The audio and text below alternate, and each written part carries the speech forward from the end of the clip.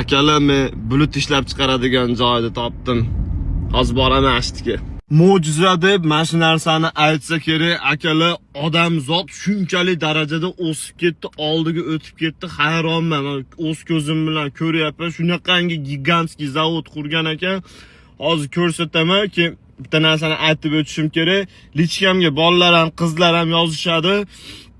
Bolalar assalomu alaykum aka, palon piston deb o'zlarini gaplarini yozishadi. Qizlar salom berishni ham bilishmaydi. Hali o'zlariga vнимание, e'tibor xohlashadi.